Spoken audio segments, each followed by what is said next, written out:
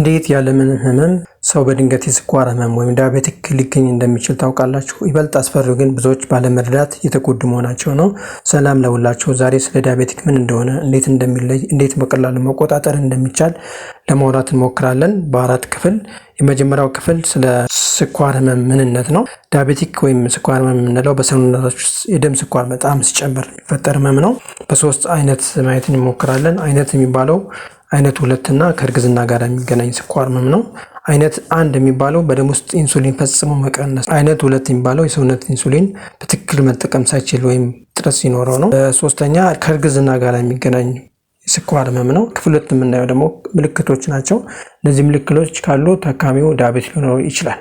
ብዙ መሽናት፣ መጠማት፣ ብዙ መብላት፣ ያልተገለጸ የክብደት መቀነስ፣ ድካም፣ የአይን ብዥታ፣ ተደጋጋሚ የሆነ የኩላሊት ኢንፌክሽን ወይም ሰውነት ቁስለት፣ እነዚህ ሁሉ ካሉ ታካሚው ወዲያውኑ ምርመራ ሊያደርግ ይገባል።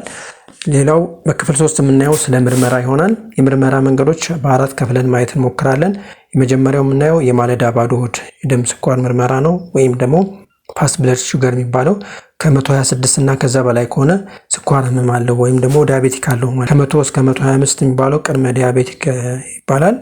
በሁለተኛ የምናየው ማንኛውም ጊዜ የደም ስኳር ምርመራ ነው፣ ወይም ደግሞ ራንደም ብለድ ሹገር የሚባለው እሱ ደግሞ ከ200 ሚሊግራም ፐር ዲሲሊትር እና ከዛ በላይ እና ምልክቶቹ ካሉ ስኳር አለው ይባላል። በሶስተኛ የሚደረገው አይነት ምርመራ ኦራል ግሉኮዝ ቶለረንስ ቴስት የሚባለው ነው። ከ2 ሰዓት በኋላ ከ200 ሚሊግራም ፐር ዲሲሊትር እና ከዛ በላይ ከሆነ እሱም እንደዛው ዲያቤቲክ ሊያስብል ይችላል። በአራተኛ የምናየው በሄሞግሎቢን ኤዋንሲ የሚደረግ ምርመራ ነው።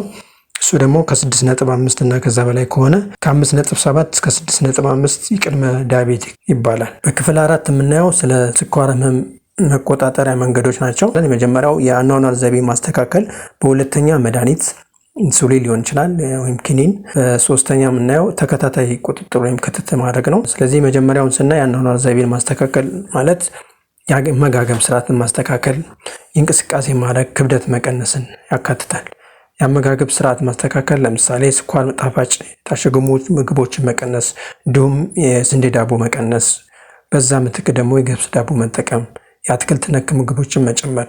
በሁለተኛ የምናየው እንቅስቃሴ ማድረግ ነው። በሳምንት 150 ደቂቃ ከ3 እስከ 4 ቀን ውስጥ እንቅስቃሴ ማድረግ፣ ከ40 እስከ 1 ሰዓት ውስጥ መራመድ፣ ብስክሌት ማድረግ፣ ዳንስ የመሳሰሉ እንቅስቃሴዎች ማድረግ። በሶስተኛ ክብደት መቀነስ ነው። ሁለተኛ ደረጃ የምናየው ደግሞ ስለ መድኃኒት ነው። መድኃኒት የሚሰጠው እንግዲህ የስኳር አይነትን መሰረት ባደረገ መልኩ ነው። ለአይነት 1 የሚደረግ ኢንሱሊን ህክምና ነው። ለአይነት 2 ደግሞ ሜትፎርሚን የሚባል መድኃኒት ነው። በሱ ካልተቆጣጠርነው ደግሞ የሚጨመሩ መድኃኒቶች አሉ። ሰልፎኒዩሪያ የሚባል መድኃኒት አለ፣ ለምሳሌ ግሊቢንክላማይድ። ይሄ ደግሞ የራሱ የሆነ የጎንዮሽ ጉዳት አለው። ስለዚህ ህመምተኛው ይሄን ጎንዮሽ ጉዳት እንዳለው መነገር አለበት። የሃይፖግላይሴሚያ ወይም ስኳር በጣም ይቀንሳል። ሌላው ኢንሱሊን ሊጨምር ይችላል፣ ወይም ዳፓግሎፍሎሪዚን የሚባል መድኃኒት አለ። በተጨማሪም አይነት 2 ህክምና ስኳር ማስተካከል ብቻ ሳይሆን ሌሎች ተጓዳኝ አብረውት የሚኖሩ ነገሮች አሉ። ግፊት ሊኖር ይችላል፣ ኮሌስትሮል ሊኖር ይችላል። ስለዚህ እነዚህን ነገሮች መቆጣጠር ያስፈልጋል። በተጨማሪም የመድኃኒት ምርጫ መሰረት ያደረገው በሄሞግሎቢን ኤዋንሲ፣ በኩላሊት ክብደት ሁኔታ እና በሌሎች የጤና እክሎች መሰረት ባደረገ መልኩ ነው። በሶስተኛ ደረጃ ስለ ክትትል ማድረግ ነው። በቤት ውስጥ ግሉኮሜትር ቢኖር ይመረጣል። የስኳርን መጠን ጠዋትና ማታ ቢያንስ ማየት ይቻላል። ሌላው ሄሞግሎቢን ኤዋንሲ በየ3 ወሩ ምርመራ ማድረግ ይቻላል። 7 እና ከዛ በታች ከሆነ ከሌሎች ተጓዳኝ ችግሮች ከሌሉ ጥሩ ነው። ሌሎች የተጓዳኝ ችግሮች የልብ ኬዝ፣ የኩላሊት ችግር ካለ እድሜ ከፍ ካለም ከ8 እና ከዛ በታች ከሆነም ጥሩ ነው። እንደማጠቃላይ የስኳር ህመም ምልክቶች ሽንት ቶሎ ማሸናት፣ ምግብ ቶሎ መራብ ወይም መብላት፣ የሽንት ኢንፌክሽን ወይም ተደጋጋሚ ቆዳ ኢንፌክሽን፣ እነዚህ ምልክቶች ካሉ ወዲያው የደም ምርመራ ወይም የስኳር መታየት ይጠይቃል። ህክምናው የስኳር መቆጣጠር መሰረት ያደረገ ቢሆንም ሌሎች ተጓዳኝ የጤና እክሎችን መቆጣጠር ያስፈልጋል። ቪዲዮን ከወደዳችሁት ላይክ፣ ሼር፣ ሰብስክራይብ አድርጉ።